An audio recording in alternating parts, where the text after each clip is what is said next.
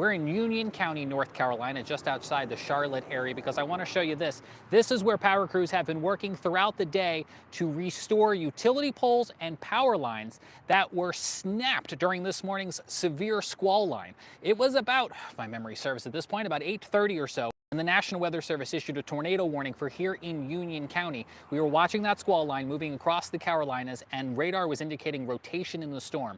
Well, when news crews got down here on the scene, they found at least 8 of these utility poles completely snapped in half. Of course, the wires then down on the ground. So crews have been working throughout the day to try to get these poles and these wires back up and running. At one point, about 800 customers in this area were without power. I should tell you, I'm standing at the intersection of Lawyers Road and Concord Highway. That's US 601, if my memory serves. I'm looking at Benton's Crossroads here.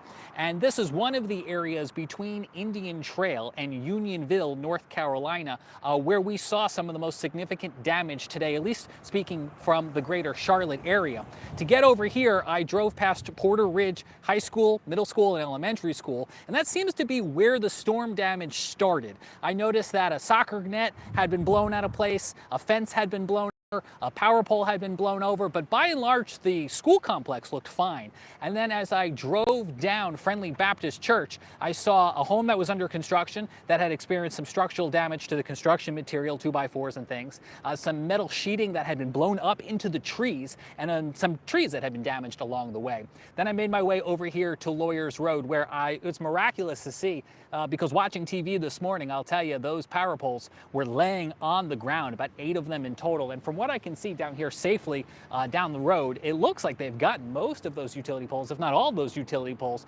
back up, and I'm sure they'll be working to restore power to this area as soon as possible. We know the National Weather Service at Greenville-Spartanburg issued a tornado warning for this area and was very quick to say that they'd be coming out here today, as they have, to survey the storm damage, because the question now is whether or not this storm damage was caused by straight line winds inside a thunderstorm, maybe a micro or macro burst, or possibly a tornado, and that's what they're going to work to determine as they study the meteorology. It doesn't make any difference to the homeowners who experience property damage. The wind is wind, and it certainly caused some structural damage here.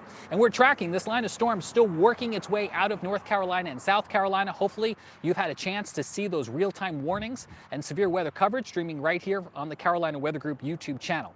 It's Wednesday, so we'll be live with you tonight at 9 p.m. Eastern for our weekly podcast show covering weather across the Carolinas. We'll be looking more at what I saw here in Union County. Some of those things I just mentioned, I've got photos and videos of that I'll be bringing your way in a little bit this evening. And then we'll also be looking at storm reports and damage that we're getting elsewhere across the Carolinas. So I hope you'll join us for that tonight, 9 p.m. Eastern, right here on the Carolina Weather Group YouTube channel. But for now, in Union County, I'm James Brierton. Talk to you again real soon. Bye-bye.